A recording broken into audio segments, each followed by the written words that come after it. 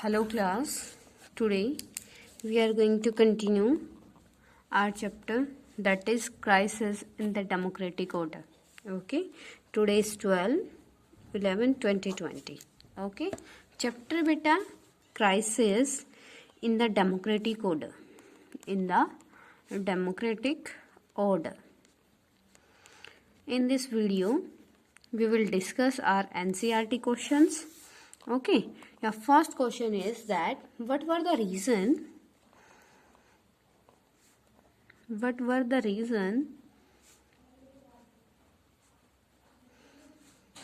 which lead to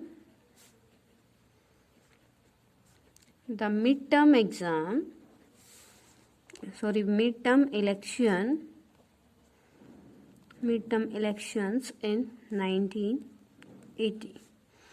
बेटा आपका question है that what were the reasons which lead to the mid term election in the 1980. Mid term बेटा first of all तो आपको पता होना चाहिए मिड टर्म इलेक्शंस क्या होते हैं. जो आपके जनरल इलेक्शन, जैसे आपकी जनरल टेन्यूर होता है 5 ईयर्स लोकसभा का, ठीक है, तो उस 5 ईयर से पहले जब कोई पोस्ट वैकेंट हो जाती है तो उसको फिल करने के लिए जो इलेक्शन होता है that is your mid term election. ठीक है. That answer is, as you know that the Janata Party lacked direction, leadership and a common program. Janata Party government could not bring a fundamental change in policies pursued by the Congress. In the 1977, the re-election was there in Indian history, है ना बेटा. तो उस time क्या था 1977 में, जब after the emergency, when the emergency finished, then election was conducted and in this election the BJP win, है ना. बीजेपी जीती थी ना, लेकिन फिर बाद में जब बीजेपी में क्या हो गई बेटा, मतलब बीजेपी में फैक्शंस आने शुरू हो गए, ब्रेक होनी शुरू हो गई. तो उस टाइम पे आपके क्या हुआ, दोबारा से मिड टर्म इलेक्शन कराया गया when in the 1980. Okay, that first point is for the answer of this question that is lack the directions. कि जो आपकी बीजेपी थी उसको कोई दिशा ही नहीं मिली कि वो किस दिशा में काम करे, है ना. कि उसको जो आपके एससी है उनके लिए वर्क करना है, बीसी के लिए वर्क करना है, जनरल के लिए वर्क करना है, एग्रीकल्चर फील्ड में मतलब डेवलपमेंट करना है, या फिर किस टाइप के, मतलब हर एक काम उनका एक पर्टिकुलर एम नहीं बन पाया. ठीक है. Next one is that is Janata party government could not bring a fundamental change. जो एक फंडामेंटल चेंज होता है वो नहीं लेके आ पाई. ठीक है. could not bring a fundamental change.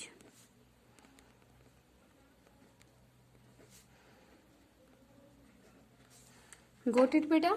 could not bring a fundamental change मतलब जो पॉलिसीज कांग्रेस के द्वारा चलाई जा रही थी सेम उन्हीं को उन्होंने क्या किया, कंटिन्यू किया. कोई अपना एक डिफरेंट पॉलिसीज को लागू नहीं किया.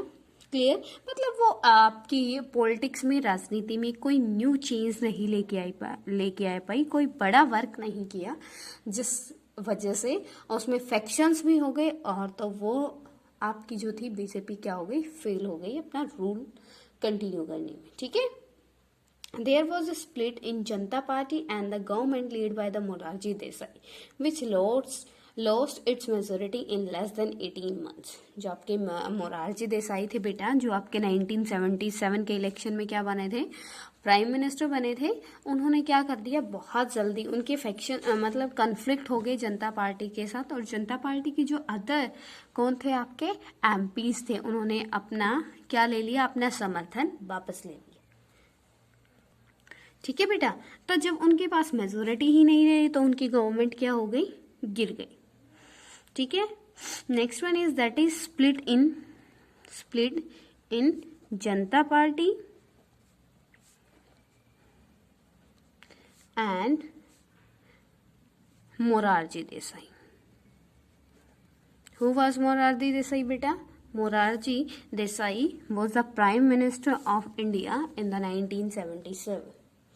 Okay, Charan Singh government was formed due to support of Congress party, which later decided to withdraw its support, resulting resignation of Charan Singh government within 4 months. अब जब उसके बाद क्या हुआ, मोरारजी देसाई के बाद कौन आया बेटा, चरण सिंह। चरण सिंह चरण सिंह आए। चरण सिंह को किसके सपोर्ट के साथ बेटा आपकी गवर्नमेंट मिली, कांग्रेस के सपोर्ट के साथ, लेकिन साथ ही वो क्या हो गए, साथ ही बेटा उसके बाद उनके बीच में कॉन्फ्लिक्ट आना शुरू हो गया। फिर बाद में after the 4 months the Congress party take their support from the Charan Singh, और जब उनके पास मेजोरिटी ही नहीं रही तो वो भी क्या हो गई, फिर से आपकी चरण सिंह की गवर्नमेंट भी क्या हो गई, ब्रेक हो गई। ठीक है, all the reasons led by the midterm elections of the 1918, which defeated Janata Party, and again Congress led by the Indira Gandhi came back to power by the winning 353 seats. बेटा ये सारे आपका जो reasons रहे, first one the lack direction of the BJP, ये आपके Janata Party could not bring a fundamental change, okay, splitting Janata Party and Morarji Desai.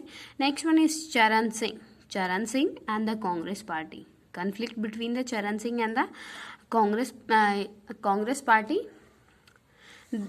These were the reasons of the midterm election in 1980. Got it beta? And your question number second is the Saha Commission.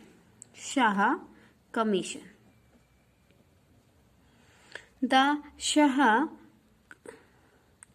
Commission was appointed in 1977 by the Janata Party government. Why was it appointed?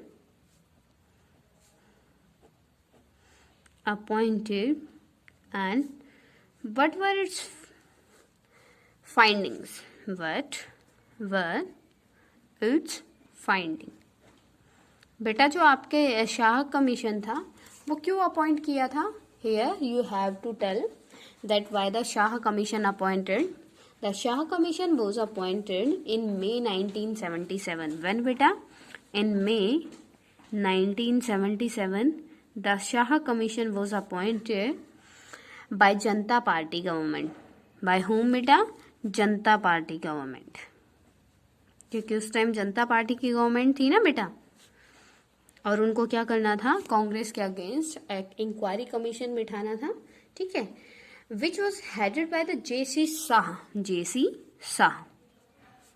जो आपके जेसी शाह थे ना बेटा, उनके head कौन थे, जेसी शाह थे। इस वजह से ये आपका जो कमीशन है, इंक्वायरी कमीशन, किस नाम से जाना गया, Shah commission. Okay, the Shah Commission was appointed in the 1977 by Janata Party government, which was headed by the J.C. Shah.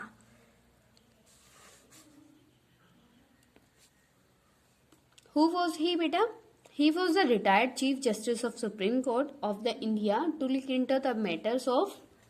First one is here. You already know about the beta Shah Commission. That Shah Commission when appointed in the 1977 by whom, Janata Party, and head of the Shah Commission J.C. Shah.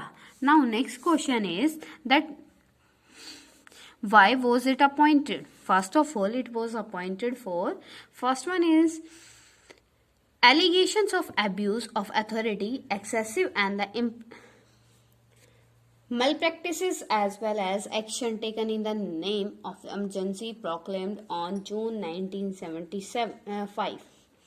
The commission performed to examine various evidence to give testimonies, even including Indira Gandhi, to appear before commission, but she refused to answer any question. ठीक है बेटा, जो आपके Shah commission को appoint क्यों किया गया था, for the inquiry of the emergency, as you read that the emergency was imposed when beta, in the 1975, on 25 June 1975 in the night. Okay, and the Shah Commission was appointed by the Janata Party to know, yeah, you can say to inquiry of the emergency.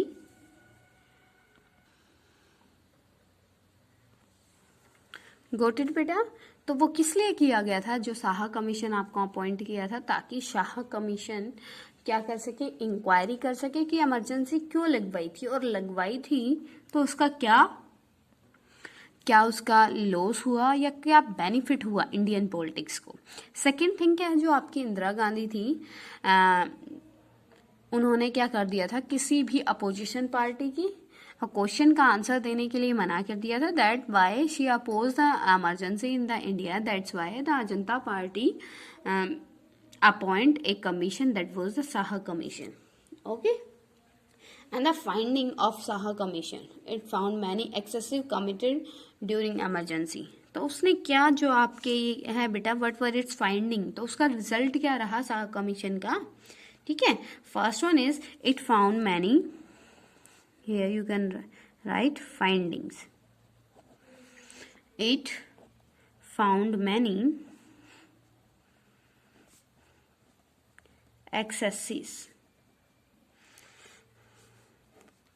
excesses committed during emergency।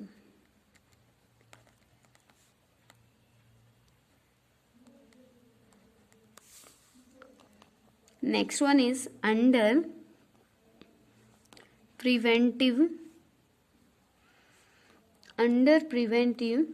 detention laws, nearly 1,11,000 people were arrested।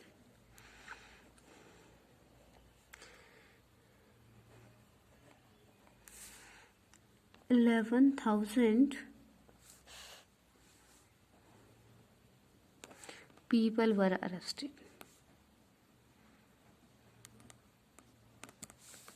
जो बेटा क्या finding किया उसने, कि जो आपका क्या है, इमरजेंसी के टाइम पीरियड में, during the emergency, the Indira Gandhi and the central government misuse the prime minister power, okay, and in the time period of the emergency, the police arrest the many leaders and the opposition party members and the normal persons also, ठीक है। Press censorship took place without any proper legal sanction. जो आपकी press क्या हो गई, press के ऊपर censorship लग गई, ठीक है। प्रेस सेंसरशिप लग गई बेटा, मतलब अगर प्रेस सेंसरशिप के अंडर क्या होता है, अगर प्रेस सेंसरशिप लग जाती है तो प्रेस को किसी भी चीज़ को प्रिंट करने से पहले गवर्नमेंट की परमिशन को लेना होता है, ठीक है, कि क्या हम इस चीज़ को प्रिंट कर सकते हैं, पब्लिश कर सकते हैं। It means the all the rights of the government of the media taken by the government, okay। The freedom of the media in the emergency, the the prime minister can take your right। Got it beta? Even general manager of Delhi Power Supply Corporation received verbal order from the officers of the Governor of Delhi to cut electricity to all newspapers at the 2 AM on 26 June 1975। इसमें बेटा क्या किया गया था, क्या उनकी report के अंदर क्या पता चला कि जो आपके दिल्ली के गवर्नर हैं, उन्होंने क्या कहा बेटा, जो आपकी कॉरपोरेशन होते हैं, जहाँ से ये दिल्ली पावर सप्लाई कॉरपोरेशन होते हैं, वहाँ पे उन्होंने क्या वर्बली मैसेज किया कि आप क्या करोगे, इलेक्ट्रिसिटी कट कर दोगे सभी न्यूज़पेपर ऑफिसेस की। क्यों? क्योंकि उनको क्या करना था, अगर उनको सुबह पता चलता है ये न्यूज़ कि कंट्री में इमरजेंसी इम्पोज हो गई है, तो वो क्या करते, अपनी व्यूज़ स्प्रेड करते, है ना। तो ये सारी रिपोर्ट के किसकी थी बेटा, all the reports were of the Saha commission, okay. यहाँ पे you can write cut elasticity of all newspaper offices. Got it, beta? And your third question is, what reason did the government give for declaring a national emergency in the 1975? As you know that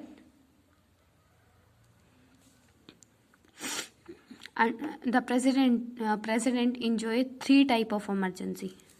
Firstly, write down the question here, that what reasons did the government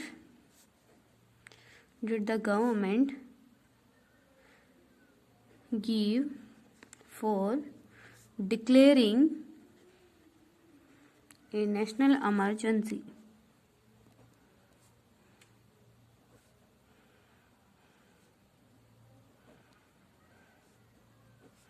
in 1975? As you know that the Indian president enjoys some powers, and in the some powers, one power that is emergency power. Which one, beta? Emergency power. In the emergency power, 3 articles are there: 352, 356, 360. In the 352, national emergency; 356, state emergency; and 360, financial emergency. ठीक है. अब इसमें बेटा क्या होता है आपकी emergency power में, तो उस टाइम में कौन सी इमरजेंसी लगी थी? National emergency under article 352. If any outer attack और internal attack in the country, then the president can impose the presidential rule, can impose the emergency in the country. आपकी अगर इसके अंडर क्या होता है, 352 के अंडर आर्टिकल के under क्या होता है, अगर किसी देश को बाहरी आक्रमण या फिर आंतरिक गड़बड़ी का क्या होता है बेटा, अंदेशा होता है. If the government realise that if any type of outer attack and the internal disturbance will be there in the country, then the president can impose the emergency in the complete country.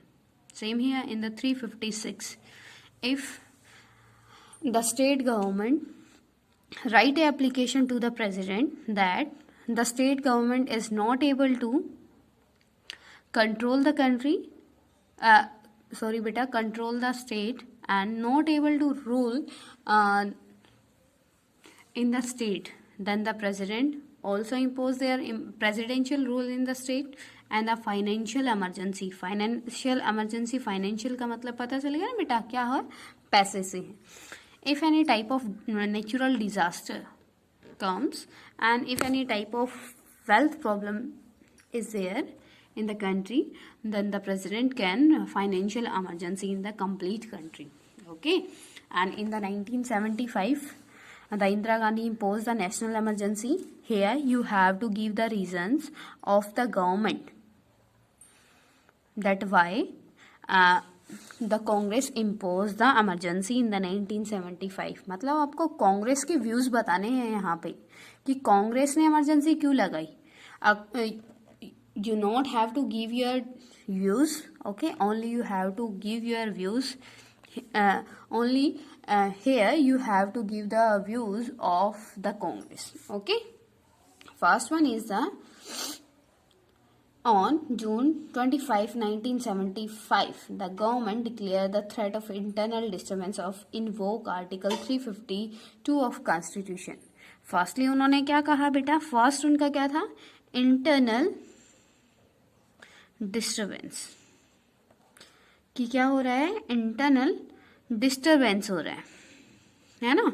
Internal disturbance बेटा कैसे, as you read in the chapter that in the Gujarat and the Bihar, the students start their strike against the Congress. That's why the government imposed the emergency in the country. ये क्या है, आपका first point है जो आपकी government ने क्या किया, आपके सामने रखा, that why the Congress imposed the emergency in the country. तो उनका कहना क्या है कि क्या हो चुका था, कंप्लीट कंट्री में डिस्टरबेंस क्रिएट हो चुका था। हर जगह पे क्या हो रहे थे, प्रोटेस्ट हो रहे थे, स्ट्राइक्स हो रही थी, मूवमेंट्स हो रहे थे। ठीक है बेटा, तो इसलिए उन्होंने क्या किया, इमरजेंसी इम्पोज कर दी। First one is internal disturbance in the country.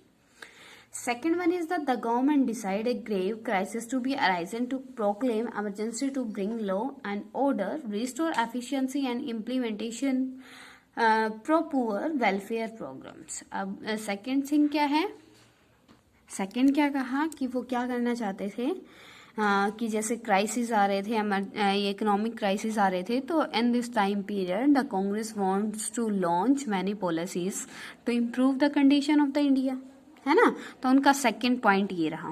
ठीक है, second that one is okay बेटा। तो ये क्या है, आपके इंटरनल डिस्टरबेंस। तो उन्होंने क्या कहा आपका, तो वो क्या कहना चाहते थे कि हम इस टाइम पीरियड में अपने जो पॉलिसीज है लॉन्च करके इंडिया के उसको इम्प्रूव करेंगे। ठीक है, the president Faruquddin Ali Ahmad proclaimed emergency which became the most controversial episode in the Indian politics.